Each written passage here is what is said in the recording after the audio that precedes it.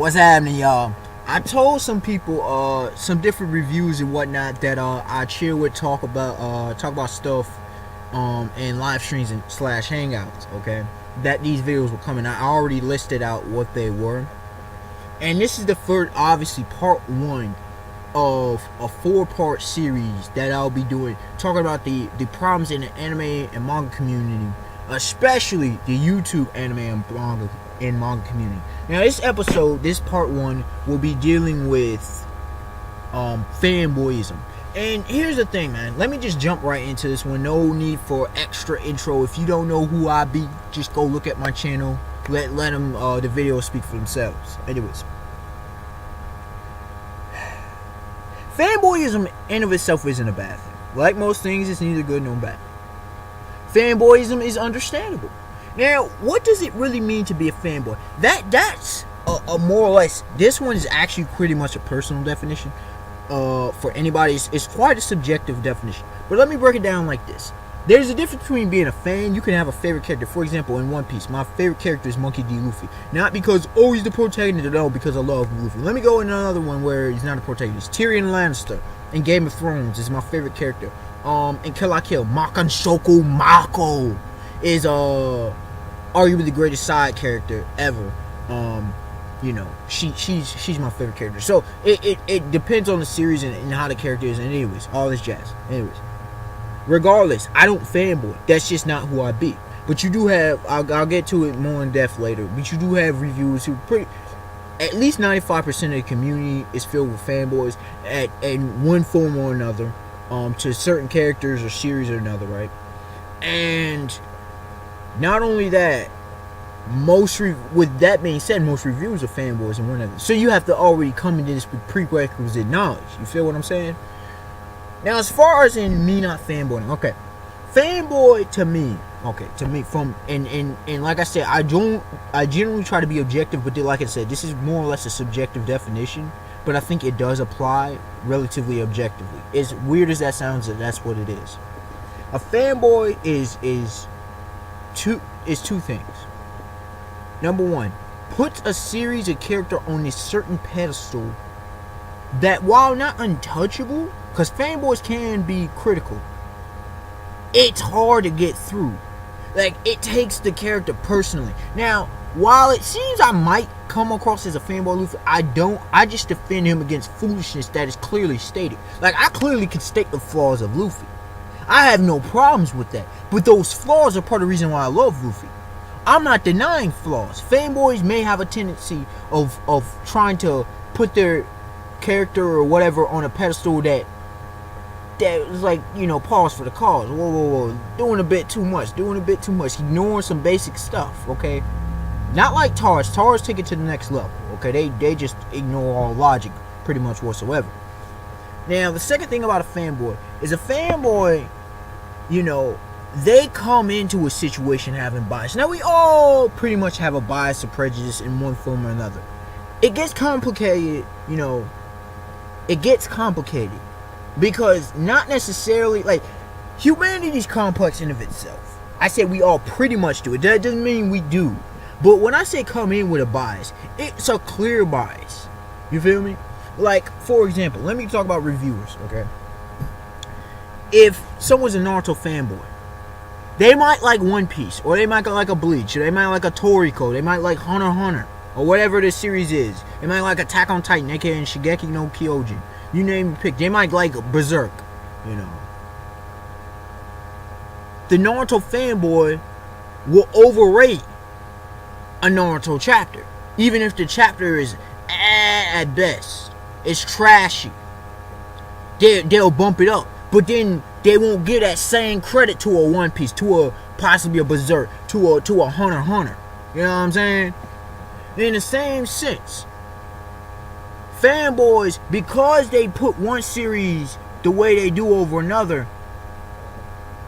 it alters their perspective of the other series. It alters their perspective potentially of other characters. For example, you got people out here fanboying over certain series that don't give a Toriko respect because they don't actually, the concept is unique. Now, I'll deal with that more so in later discussions about Toriko and just different stuff.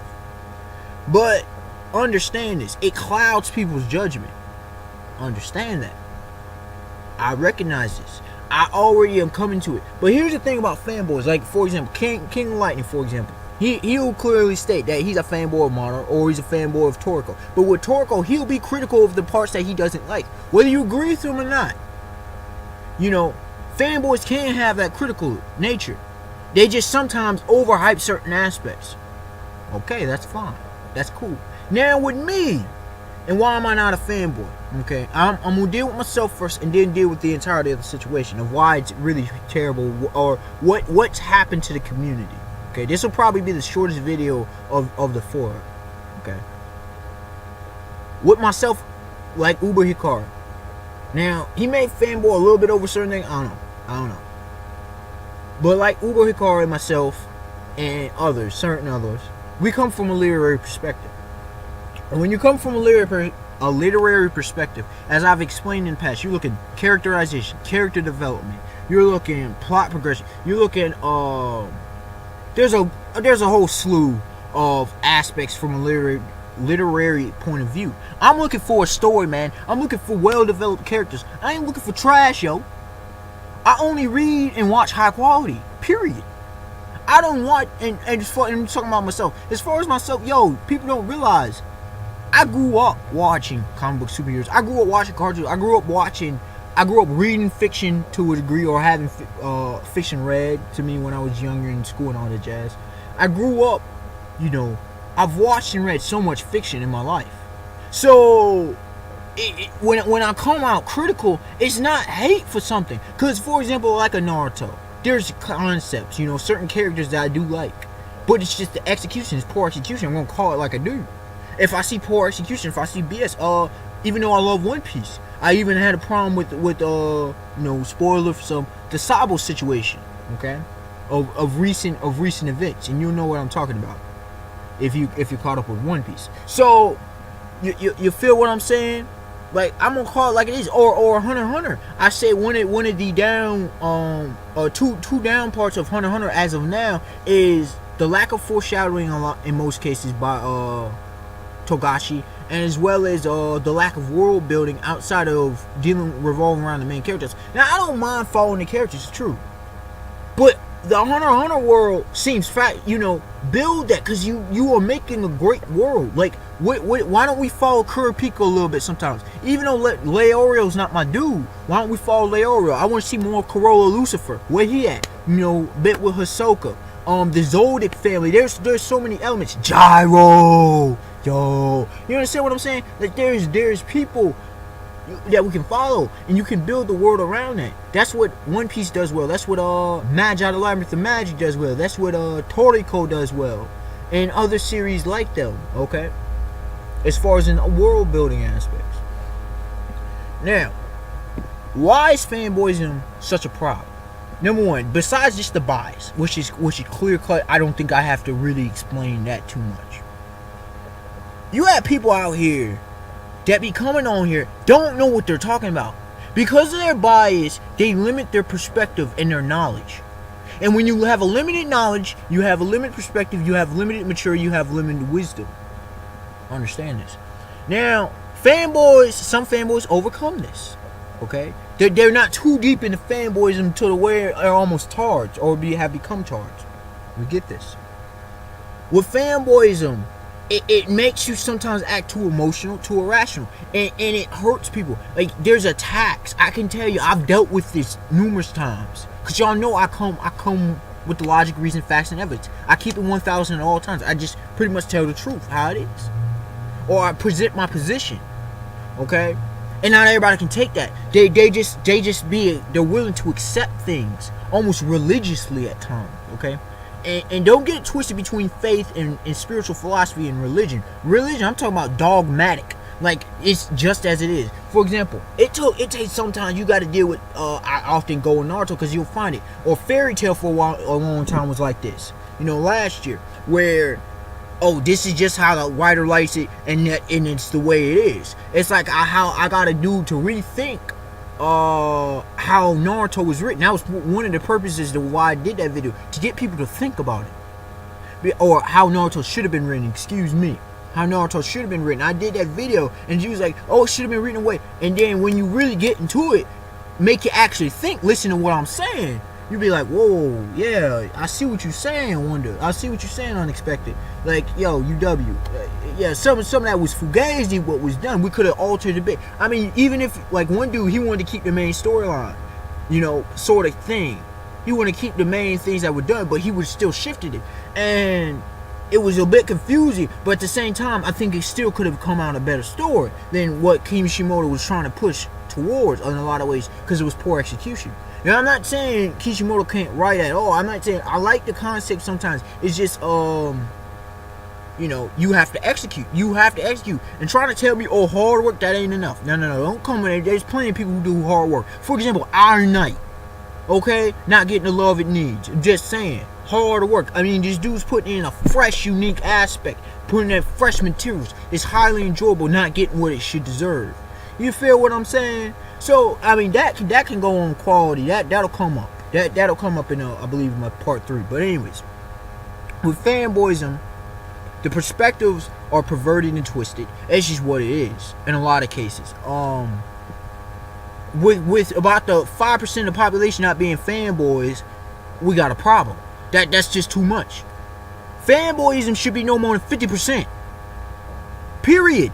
There should be no more 50% of fanboyism in the community for it to be really healthy.